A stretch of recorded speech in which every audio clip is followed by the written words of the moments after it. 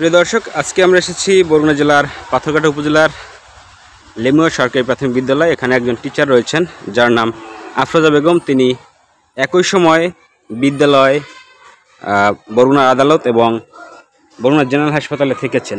আমরা জানতে চাই সেই বিষয়ে এখানে যে প্রধান শিক্ষক, তার সাথে কথা বলার মাধ্যমে তিনি কিভাবে একই সময় বিভিন্ন স্থানে থাকেন। তো আমরা প্রধান শিক্ষকের সাথে কথা বলব এবং জানার চেষ্টা করব যে এটা কিভাবে সম্ভব। সরকারি বিধি অনুযায়ী বছরে সে 20 দিন নৈমিত্তিক ছুটি নিতে পারে। এছাড়া মেডিকেল নিতে পারে, অন্যান্য ছুটিও আছে, কিন্তু নৈমিত্তিক ছুটি বছরে 20 দিন। আমরা মোসাম্মদ আফরোজা বেগম নামের এক টিচার, আপনার এখানে সহকারী শিক্ষক। তার ছুটির ব্যাপারে জানতে আসছি। তিনি 2024 সাল থেকে আপনার এখানে কতদিন ছুটি নিয়েছেন, এই ব্যাপারটা একটু আপনি যদি আমাদের বলতেন। ধন্যবাদ। আমি আপনাকে মোটটা বলবো নাকি তারিখ অনুযায়ী বলবো? তারিখ অনুযায়ী বা মোট আপনি যেরকম বলেন। আচ্ছা, তাহলে 24 সালে সে মোট ছুটি নিয়েছে 25 আগস্ট থেকে 7 দিন।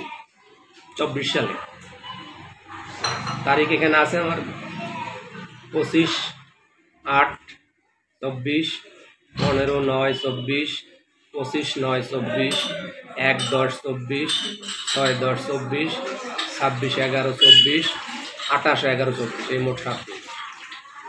স্যার, আপনার এখানে এই যে উনি ছুটি নিচ্ছেন, এটা কীরকম নিচ্ছেন? অন্য কোনো শিক্ষক এরকম নিয়েছেন কিনা? অন্য শিক্ষকরা নেন। কী কারণে নিচ্ছেন এটা কি জানা আছে আপনার? আবেদন লেখে, আবেদনে কী কারণে লেখে, আবেদনে দিয়ে যায় আমার কাছে, সেই আবেদন আমি লাস্ট আজকে যে স্কুল খোলার দিন, আজকের আবেদনটা আমাদের দেখাতে পারবেন? আজকে আছে, একটু যদি দেখাতেন।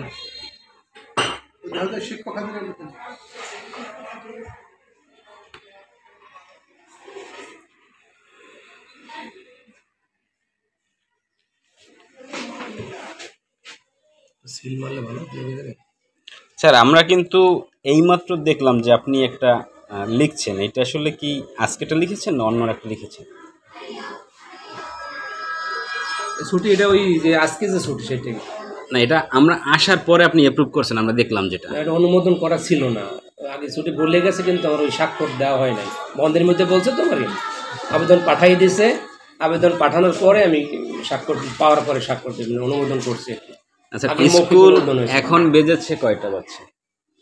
এখন যে কয়টাই বাজুক আমরা যখনই আসছি, কিন্তু আপনি তো এটা স্কুল খোলার সাথে সাথেই হয়তো অনুমোদন দেওয়ার কথা ছিল। আমরা আসার পরে আপনি এই অনুমোদনে আসলে সই করছেন, এটার কারণটা কি স্যার? আসলে এটা তো নিয়ম 9টার সময় আসা, কিন্তু আবেদনটা আমি পাই নাই। যার কাছে পাঠাইছে সেটা পরে আমার কাছে দিছে, যার কারণে আমি পরে দিতে বাধ্য হয়েছি।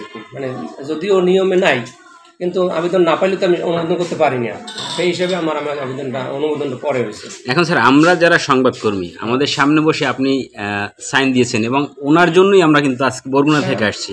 তো সেই ক্ষেত্রে আপনি কি বলতে চাচ্ছেন? ভাই, ওটা যে ছুটিতে আছে, আমি হাজিরা খাতায় ছুটি আগে লিখছি, আমি হাজিরা খাতায় ছুটি আগে লিখছি, মানে ওই মৌখিক সংবাদ পাওয়ার সাথে সাথে। স্যার, আজকে কত তারিখ? আজকে হলো যে 24 তারিখ। স্যার, এখানে আপনার ছুটির ইয়েটা কত তারিখ? আবেদনটা ছিল তো কালকের মানে মৌখিক বলছে তো 23 তারিখে। সেই 23 তারিখে ওই যে তারিখে দেবে সেই তারিখে অনুমোদন করলাম। এটা আসলে স্যার আমরা তো জানি না যে কীরকম ছুটি নিতে হয়, এই জন্য না জানার ক্ষেত্রে আপনাদের আমরা জিজ্ঞেস করলাম, এটা অন্যভাবে নেবেন না। কিন্তু এখানে লেখা আছে, সবিনয় বিনতি নেবেন এই যে আমি মোসাম্মদ আফরোজা বেগম, আপনার বিদ্যালয়ে একজন সহকারী শিক্ষক। আমার পারিবারিক জরুরি কাজ থাকায় আগামী 24/6/2025 ইংরেজি তারিখে একদিনের ছুটি প্রয়োজন। অতএব মহোদয় সমীপে আমার আকুল আবেদন যাতে উক্ত একদিনের ছুটি পেতে পারি, তার বিহিত বিধানে জনাবের একান্ত মর্জি হয়।